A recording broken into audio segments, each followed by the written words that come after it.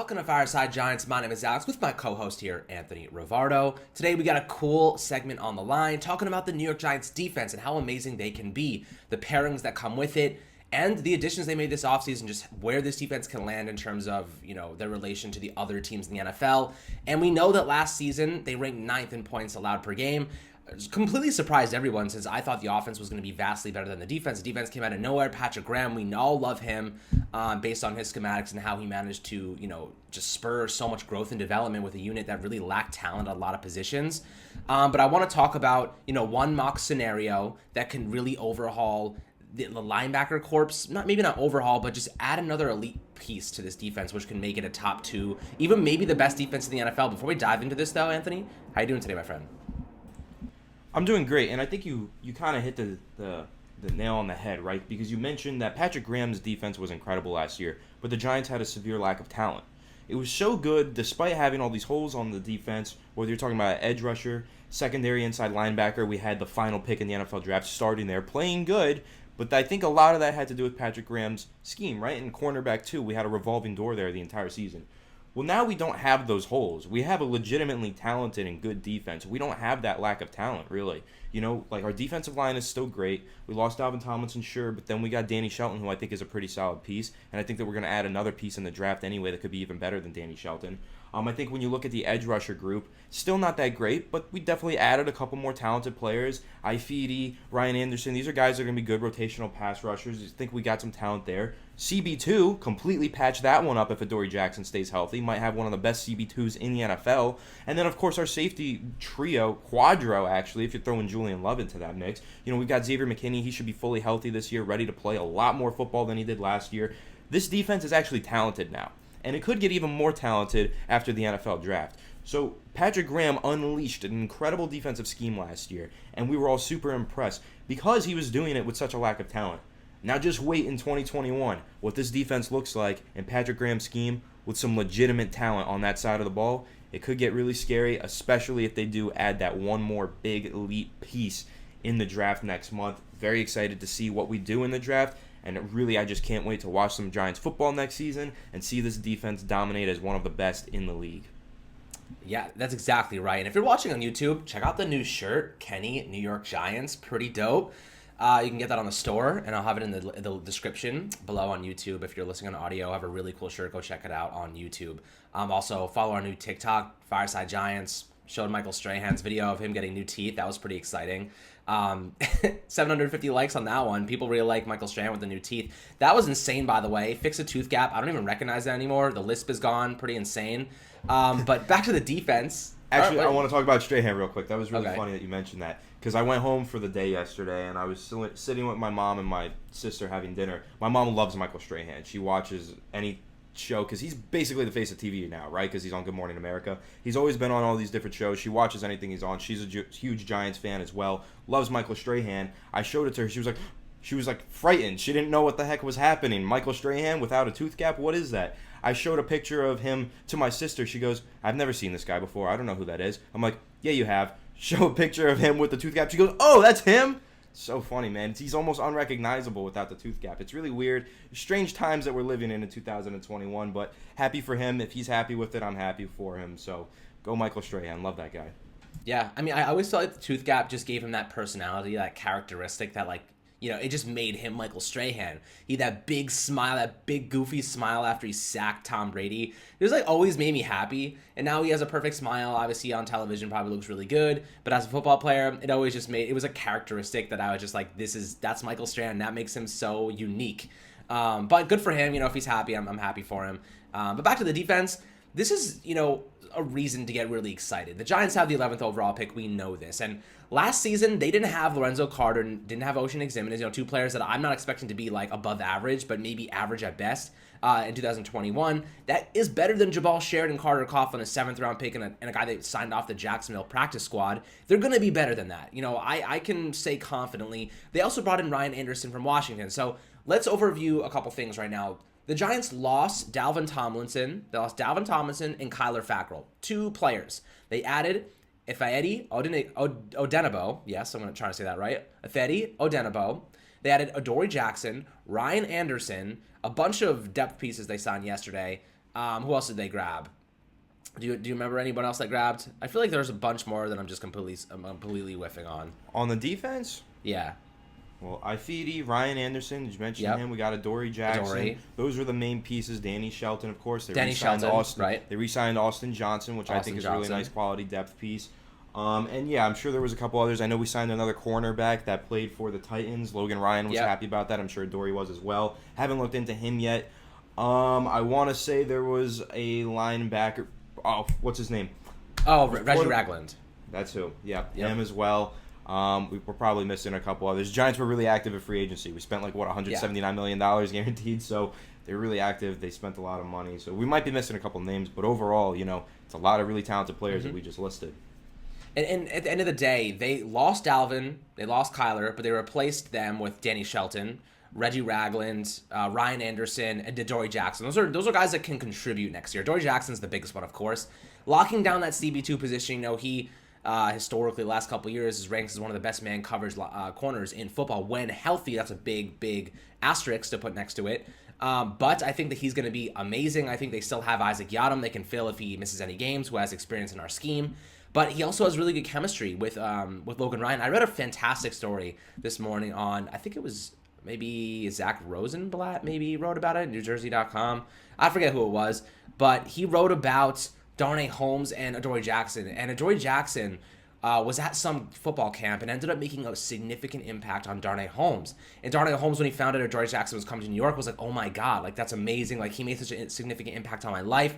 He's such an amazing guy, apparently. Like he brings that good energy that's contagious for the rest of the defense. And Anthony, like you mentioned, it's a trickle-down effect. When guys act like that, they act like leaders. They're helping other guys. They're very, they're giving back to the team. It shows, and it trickles down to the rest of the roster, and it makes them better. It makes them better in the locker room, not even on the field. And I think that's what the Giants are trying to build here, a good culture, a winning culture that's competitive on the field, but off the field, willing to help each other. And it's all competitive competition. It's all healthy competition. They want each other to be the best. So I think that's a very important point. And Adoree Jackson, I think I have very high hopes for him. Obviously, they paid him 3 years, $39 million is a significant investment into the CB2 position. But that's a pairing that I love right there. James Bradberry and Adoree Jackson. Let's start with that. James Bradberry and Adoree Jackson are arguably two CB1s. And Adoree Jackson is going to be facing off against secondary receivers. The NFC East has some decent receivers. Amari Cooper, Michael Gallup, CeeDee Lamb, and even Washington's Curtis Samuel now. A couple decent guys there. So they might even draft somebody. We don't know yet. They're good. There's some good receivers in the NFC East, and the Giants now have some good pieces to work with. I mean, the Eagles could always go out and get Devonta Smith if he falls to 12. We don't know yet. But the Giants set themselves up really well in the secondary. They have James Bradberry, Adoree Jackson, and Darnay Holmes. That's in the slot. So they can hold down the slot position well. They have a very strong cornerback core now that I'm really excited about, and I think is becoming the foundation of this defense. Because Patrick Graham is allowing him to go back to his man coverage roots. And allow him to get more creative with the blitzing scheme. Because last year, he couldn't blitz all the time with as many guys as he would like to because he had to drop a lot of people into zone coverage to compensate for those issues at CB2. Because they would ask James Bradberry, shut down one side of the field. Isaac Yiadom, we're gonna give you as much help as we can, but you're gonna have to hold up as well as you can. And essentially, it took guys away from being able to blitz. But we saw when the Giants were able to send more blitzers, when they were able to, effectively scheme a pass rush without those guys like Lorenzo Carter and Ocean Ximenez, they did a pretty decent job of doing so. And I was pretty impressed with Patrick Graham's scheme. Adding Adoree Jackson, they're going to be able to get so creative. They're going to be able to disguise coverages in the 3-4 base that they utilize. Get more creative. And that's really what I'm trying to say is that Patrick Graham is now going to be able to add that next layer of his defense because now that a lot of his players already have a year of experience. I'm super excited to see the steps they take forward in terms of, just manipulating and disguising and getting guys into the backfield, even if they don't get a big-time pass rusher in the draft. So I'm pretty excited about that. How do the cornerbacks make you feel, Anthony? Like, what do you think the impact of them is going to have on next season? Well, you mentioned how I mention frequently the trickle-down effect, and I love that. Shout out Mike Renner of PFF once again. I think that he's actually one of the best analysts in football right now. I think all of his analysis is really good. I learn a lot listening to him and reading his articles. Shout out to him. He really said that he was starting to develop this new article that he was making, this new kind of thought piece of this trickle-down effect, and he explained it on his podcast, and I completely agree. Basically how it goes is when you have certain position groups where, you have a CB1, a CB2, a CB3, right? You have a wide receiver 1, wide receiver 2, wide receiver 3. When you have a significantly better CB1 added to the mix, that CB2 is now better because your previous CB1 is now your CB2. So if he was talented enough to compete at CB1, he's now talented enough to compete even better at CB2 against lesser competition. Adoree Jackson was a CB1 at one point in his career before injuries. He still has a potential to come back and be healthy and be a CB1. He probably will be if he comes back healthy because he's really talented. So now basically what you're saying is you have a CB1 guarding your wide receiver 1, and then you have another CB1 guarding a wide receiver 2. So that means you're going to have a lot of wins at CB1 because James Bradberry is one of the best cornerbacks in the NFL. And then you should have very minimal losses at CB2 because you have a CB1 guarding a wide receiver 2 in most scenarios, especially when you're going against a weaker wide receiver corps. You know, sometimes you're going against a core like the Cowboys, for example, who have a lot of talent out there. You've got Amari Cooper and CeeDee Lamb as your WR1 and WR2. So, yeah, of course, you're going to have more wins and losses. But now you match up better against a wide receiver group like that. So the Giants' cornerbacks have just all gotten better because we had an influx of talent at the top. The influx of talent at the top makes the influx towards the bottom makes the talent at the bottom even more effective. So now I think you're talking about where now Isaac Yiadom, if he has to fill in or if he's on the field, he's facing guys up to his at his competition level. He used to have to play up to his competition. He used to have to face guys who were much more talented than him. Resulted in a fair amount of losses, right? But now he's going to be playing guys more on his level, and he's going to have more wins on individual reps. And then you're talking about just an overall secondary. You're seeing Darnay Holmes is going to go into year 2. Year 1 didn't even allow a touchdown from the slot. Year 2 should be even better. He's learned a lot. He's going to be healthier. He was dealing with injuries towards the second half of the year. He's been training with our boy Brian Walker. That guy is going to be really good this year. Darnay Holmes is going to hold down the slot, and I think overall you're just going to see the entire cornerback group really start to flourish in 2021. If you thought they flourished last year with Isaac Yiadom as CB2, wait till this year with Adoree Jackson as CB2 because the secondary was already scary. Now it's going to be terrifying for opposing offenses, and I can't wait. I have the utmost confidence in this cornerback group. I'm much higher on Isaac Yiadom than most people are. I think he's a phenomenal depth piece because he really does have starting experience now, and he wasn't terrible. He had bad reps, but what did you expect from a guy who should be a CB3 or 4 playing CB2? I expected him to lose just about as much as he did and win just about as much as he did. He didn't fail to live up to expectations for me. So I really like it, actually the depth that we have at CB2 or at cornerback in general. I think we'll add even more depth in the draft, which I'm excited for. Maybe we'll even land a guy like Tay Gowan. I would love that. But yeah, I think where we're at with our cornerback group right now, assuming that we add one depth piece in the draft, I think that this is a phenomenal group, and I can't wait to see what they do next year. I'll tell you what, a guy like Tay Gowan or even any late round prospect is going to learn so much from guys like James Bradberry, Adoree Jackson, and Darnay Holmes. It is going to make them a better player. And starting out as a special teams guy, CB5, even CB4, that's okay with me. You know, that's exactly where I'd want a mid-round pick, late-round picks corner to be learning the ropes and just getting experience from those older guys. And I love the idea of the iron sharpens iron in practice. I saw, those battles between James Bradberry and Kenny Golladay and Adoree Jackson and Sterling Shepard are going to be so much fun to watch. But for the most part, I really do think that the linebacking corps is also something that we should be talking about, because if the Giants do go out and say, okay, let's go draft Micah Parsons, Micah Parsons and Blake Martinez next to each other would be insane. Just an insane combination. So versatile. I know Blake Martinez is primarily a run stopper, Micah Parsons primarily a run stopper, but I think he has upside in coverage, and he can be a stacked outside linebacker. He can rush the passer very, very well. He's like 245 pounds. He's like 6'4" or something like that, or 6'2". And he ran like a 4.39. I don't hold much weight in the 40-yard dash, but his pro day looked phenomenal. He's a big guy. He's strong as hell, and his speed, I mean, he bounces, man. He can shed blocks at the second level like nobody I've ever seen before. He will shut down a run game single-handedly. Having Blake Martinez next to him, no team will be able to run against the Giants. There is no team in the league that will be able to run against the Giants if they have Micah Parsons and Blake Martinez and a strong, Dexter Lawrence, Danny Shelton, and Leonard Williams in the interior. There's no team. I can't think of a team that will be able to stop or be able to run against the Giants. That's how I feel personally. I don't know how you feel about that, but Micah Parsons, if you heard what he had to say at his pro day, the versatility he brings, I could play receiver. I could play quarterback. I could play running back. I could do anything. I look at myself. He said he looks at himself as like Derrick Henry. his coach was like, oh, I could totally see him playing running back at the college level if he wasn't playing defense. And he was like, that's kind of annoying to me because I wanted to play running back. I could have been Derrick Henry. He has the same frame as Derrick Henry, but he's actually faster and more agile, which is insane. He's a sideline to sideline linebacker. I mean, the off the field stuff, I'm not going to address that right now. I'm just talking about pure physicality. I think he's a generational prospect at linebacker, and I think he's going to be unbelievable for whatever team drafts him. If the Giants get him at 11, this defense is going to be unbelievable. Like, if they get a pass rusher, if they even have a somewhat decent pass rusher, and Ryan Anderson, Lorenzo Carter, Oshane Ximines, if one of them shows up and plays above expectations and actually has a good year, we are going to be so good on defense. It is going to be so hard for teams to run on us and throw the ball with our cornerbacks. Our offense will have to score 20 points a game to win. That's it. And you have Kenny Golladay, Evan Ingram, Kyle Rudolph, Saquon coming back, Daniel Jones in his third year. You draft an offensive piece in the second round. I feel good, man. I do really feel good about this team and that offense if they go with Parsons and an offensive lineman in the second round. Of course, everyone talks about, getting Kyle Pitts, getting a big wide receiver like Jalen Waddle, this and that. I don't think the Giants are going to go with a receiver if Micah Parsons is on the board. Even Rashawn Slater could be still an option. He actually absolutely is still an option.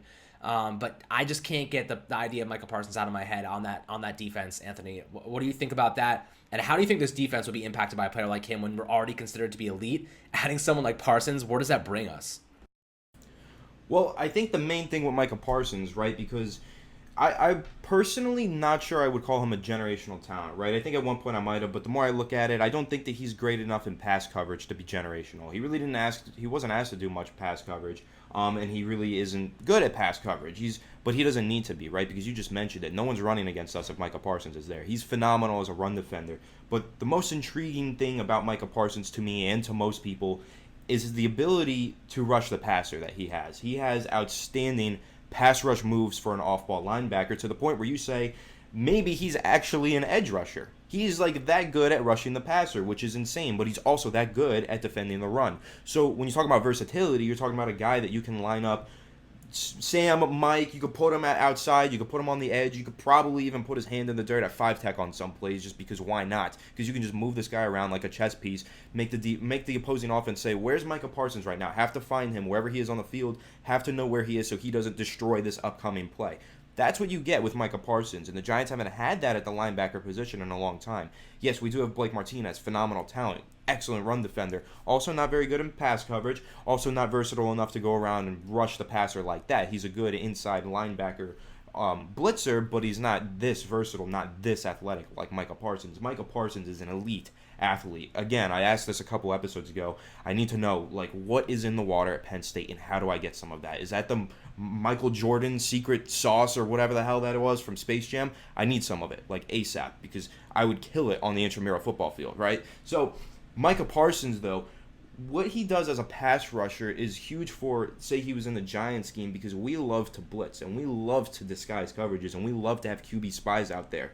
Micah Parsons in a QB spy playing that role, forget about it. I mean, this guy has sideline-to-sideline speed, like you just mentioned, Alex, and he has run-defending ability. We know that the Giants' defense is great at stopping the run and has a huge emphasis on stopping the run. Micah Parsons helps with that, and then we also have a huge emphasis on getting after the quarterback in a variety of ways. A lot of teams, these 3-4 teams, their way of getting to the quarterback is having a really good edge rusher just go down to down and beat up on a left tackle. The Giants don't have that. They don't have that pure talent on the edge. They might if they get Micah Parsons. Now, I'm not saying move him to edge full time, but you might get a few reps where he lines up at edge, beats down a left tackle, and gets a couple sacks.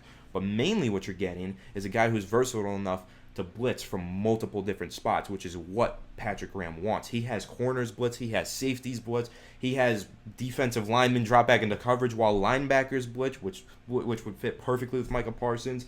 Micah Parsons, the versatility, the pass rushing ability, that's what makes him an elite top 10 prospect. You have to have something that separates you if you're going in the top 10, right? You think about all the quarterbacks, they have something that separates them. You think about Rashawn Slater. Why is he about to go in the top 10? Because he deleted Chase Young in pass sets, right? Why is Jalen Waddle supposed to be a top 10 pick? Because he has elite speed. You have to have something that separates you if you want to be a bona fide top 10 pick. Micah Parsons as a linebacker, the way that he rushes the passer is what separates him and puts him as a lock for a top 10 talent. Now, of course, like you mentioned, there's an off-the-field controversy. It's pretty significant. Micah Parsons has addressed it himself at his pro day. He did speak on it, said he doesn't want to be judged about something he did 4 years ago, because that's what he said when he was 17 When he or was 18. 17, yeah. He's 21.8 now. He's almost 22 years old. So he doesn't want to be judged for that. I understand that. He said that if a team does judge him for that, he doesn't want to play for them. Could be an interesting way of looking at it. I'll see what team does judge him, what team doesn't. That's going to tell. If he goes in the top 10, they're not judging him. If he falls outside of the top 10, it means a lot of teams are judging him. And he's going to play with an even larger chip on his shoulder when he gets into the league because of that. So that could even be exciting. I don't think that the locker room thing is going to be a problem at the next level, because culture is the main reason that happened. The culture in the Penn State locker room was gross. The culture is not going to be like that in any NFL locker room, and it's not going to fly. We've mentioned this before. Joe Judge will kick his ass. He will hire someone to kick his ass if he can't do it himself. But Joe Judge definitely can, because he's a Terminator who knocked out Mark Colombo. But Micah Parsons, personally, I understand the fear behind the off-the-field stuff, the locker room stuff. I don't think it's going to be an issue at the next level, and I think that this is a guy who's too talented to pass up if he falls into the Giants' lap at number 11. Yeah, let me address a few things. I think that Micah Parsons needs to go to a good team with a good culture right now. I think the Giants actually are the perfect fit for him. And they have the pieces. They have the leadership on the defensive side of the ball. Patrick Graham, he might come off as super quiet in his press conferences and super reserved. That guy kicks ass behind the scenes. He is a yeller, a screamer. He's a disciplinary coach. Micah Parsons needs a coach, not a coach. You know what I mean? He needs a coach. And I think that Patrick Graham is the guy to get that done for him in terms of just disciplining him and holding him accountable. And what I will say is it kind of threw me off a little bit that he said he doesn't want to go to a team that judges him. But I am happy he took responsibility, he took accountability for his actions, because he could have lied about it. And teams know when people lie about that crap. Teams don't want players that are going to lie and cover things up just because for their own benefit. I'm happy that he took responsibility for it, and that he didn't deny anything. He just said, like, it was a mistake I made when I was 17. It's been 40 years. He has a daughter now, I think, or he has a kid. I want to say he's matured a lot, and the allegations are pretty damn significant, but they have a connection. Coach Spence Chaos is very close with Micah Parsons, and he's on the Giants. He coaches the Giants defensive line.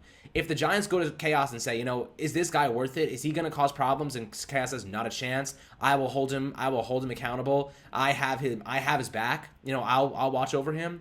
They're not going to pass on him, man. They're not going to pass on Micah Parsons, who can make this defense a number one. And yes, offense is the new defense, in terms of you need to score a lot of points to win the NFL. But having the top defense in the NFL right now is still significant. Having a top 5 defense is still a massive deal, and it can still win you championships. Let's not kid ourselves. Top defenses can still win you championships. Getting off the field, get your offense. If your defense can keep the offense on the field, you're going to score more points. You're going to have more time of possession. That's the theory that I kind of look at right now. The Giants will have a good running game, I believe. And with Saquon Barkley coming back, they can take more time off the clock. They can take more shots. It's going to be interesting to see how this goes. But Micah Parsons and then an offensive guard in the second round. If the offense is average and the defense is top 5, we're looking good. I think we're in the right direction. 2022 rolls around. We're in a very good place because you can still go out and get offensive weapons next year if you needed to in the draft. But that's down the line. We're talking present day. But let's jump into our final grouping. We talked about the defensive line a little bit. We know I think Dexter Lawrence is going to take a massive step forward. I think he's going to be an integral part to the team this year. We already know that Leonard Williams is here for the next 3 years, and he's a double-digit sack guy that we're hoping to replicate that. But I want to talk about the safeties as the final thing, because you have Xavier McKinney, you got Logan Ryan, and you have Jabril Peppers, Jabril Peppers is in his final year, his 5th-year option. They got to extend that guy. He's a leader on defense. Logan Ryan, of course, 3-year deal. And then Xavier McKinney going to his 2nd season, really showed out in Week 17 last year. Had himself an interception, almost 2, a tackle for a loss on an awesome play, busting through Dalton Schultz and getting CeeDee Lamb in the backfield by himself. I remember it so vividly. This is a unit, this trio of safeties is going to be so exciting to watch when they're all on the field at the same time, working in unison, disguising coverages. We know what these guys can do, Anthony. What do you think about this trio of safeties, and do you think that McKinney is really going to take a bigger role this year in terms of maybe playing free safety? How do you see them using Logan Ryan and McKinney as a duo?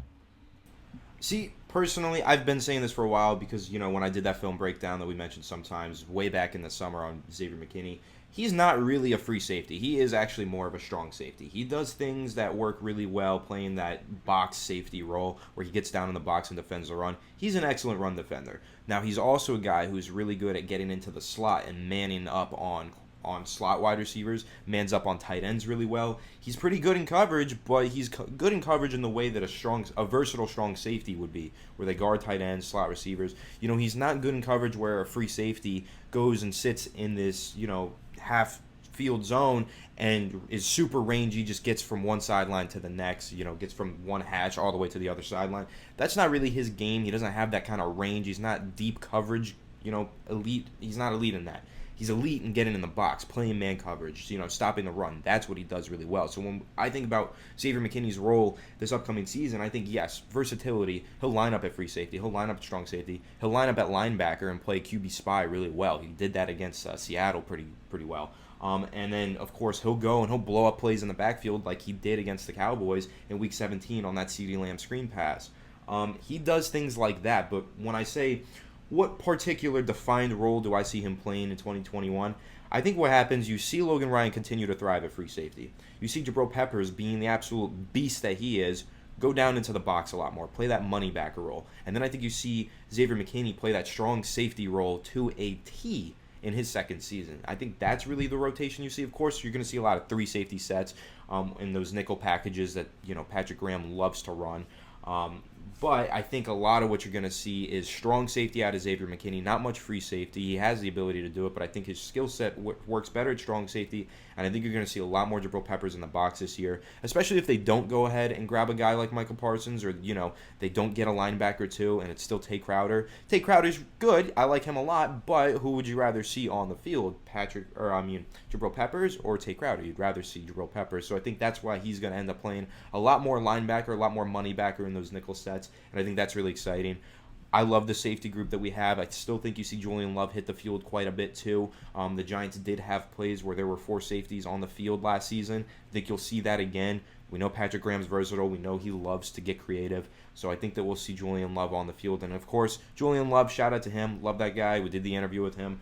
I think that he is the perfect depth piece to have on the Giants defense. He's versatile enough to play outside corner if he has to. He can play slot corner if he has to. He played really well at strong safety in his rookie season once Jabril Peppers got injured, and he can play free safety pretty well. He's the perfect versatile depth piece. If anyone gets hurt, okay, Julian Love goes out there and he plays well for you. I love Julian Love for that. I think that he's great, and he's going to be a guy that I want around long term, even like after his rookie contract. It'll be cheap, but I want him around long term just because of what he provides as a perfect utility player and depth piece. Another team might recognize that, want him in a starting role. He might get paid at the end of his rookie contract. Seriously, look out for that. But I think right now, what we have with Julian Love is perfect, where he's a guy that fills in if there's ever an injury on defense, and he plays really well at multiple positions. But yeah, the top of this safety group that we have, I love it. I adore those 3 players, Logan Ryan, Jabril Peppers, Xavier McKinney, and Julian Love. I think they're all phenomenal. They're all going to play their defined roles really well, and they're all versatile enough to play multiple roles, which is what we need in that Giants defense with Patrick Graham. So, can't ask for much more from 3 safeties. Yeah, and to wrap this episode up, I just want to express how much love I have for Julian Love. I just want to say he, like Anthony said, he is the perfect depth piece. He might not be a starter, but he can play slot corner, he can play outside corner, he can play strong safety, and he can play free safety. You have a jack of all trades who can play all those positions at an adequate level. He can go in and he can play those positions. He knows what to do. He knows the defensive scheme. He has chemistry with all of these players. That is special. A lot of teams don't have elite depth pieces like that, And that's why I love Julian Love. He is very much to be held in high regard on this podcast. We love Julian Love here, and no slander will be tolerated from anybody on Julian Love. That is what I have to say on the matter. But guys, thank you for tuning into Fireside Giants for this latest segment talking about the Giants defense and how it could be amazing, especially if you add a guy like Micah Parsons. it really takes us to another level. I think we have the ability to play, to be a top 3, top 2 defense in the NFL, and that helps our offense out tremendously. It keeps them on the field, it keeps us chugging, it keeps the time of possession on the offensive side of the ball, and allows us to score more points. And it's going to increase the turnover rate. A guy like Ryan Anderson might not be flashy. He had 5 forced fumbles in 2019 when he was playing more snaps, and then he got buried behind Chase Young and the other starters on Washington. That guy, there are guys that have hidden production that the Giants saw in 2019, like, we want that now. We want him to be impactful now, and he just got hidden last year on the depth chart for Washington. So, their moves are very, very strategic. They know they're going to be able to produce in specific categories to help them create turnovers, to help them create mismatches and whatnot. And they have some phenomenal pieces to get so creative on this defense. Patrick Graham, he's like behind the scenes with a bunch of the whole chemistry set, doing crazy concoctions and creating. He's a genius. He's a defensive genius. The guy's a Yale graduate, Ivy League school, smart as hell, guys. He knows what to do. I'm very confident he's going to devise a fantastic plan for us moving forward, and we're going to see this defense take another step forward. But guys, thank you so much for tuning into Fireside Giants. Make sure to subscribe below on YouTube. Anthony, what do you got to say? I got one question for you, Alex. Today's the day. Are you Team Monkey or are you Team Lizard? Godzilla versus Kong. I need to know, Alex, and I think everyone's curious and dying to know. What side are you on? Team Godzilla or I'm Team Monkey. I'm Team Monkey. I'm Team Godzilla, Team Lizard. Let's go Godzilla. I can't wait to watch this movie. Please, no spoilers in the comment section. Is that coming below. today? That's coming out today? Yeah, it came on HBO Max and in theaters today. I cannot wait. So I'm excited. That. I'm watching it. Let me know if you've seen it. Let me know what you think down below. If you haven't seen it, leave your prediction. If you haven't seen it, say what team you're on, and then we'll talk in like a week once spoiler ban is lifted. Please, no spoilers in the comments. Spoiler ban is lifted. The spoiler ban needs to be lifted in about a week. But yeah, Team Lizard, Godzilla, that's my boy. I'm Team Kong.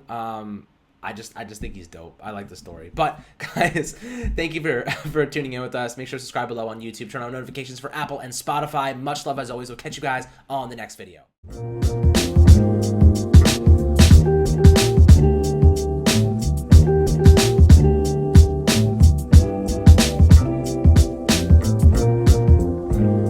TVSO.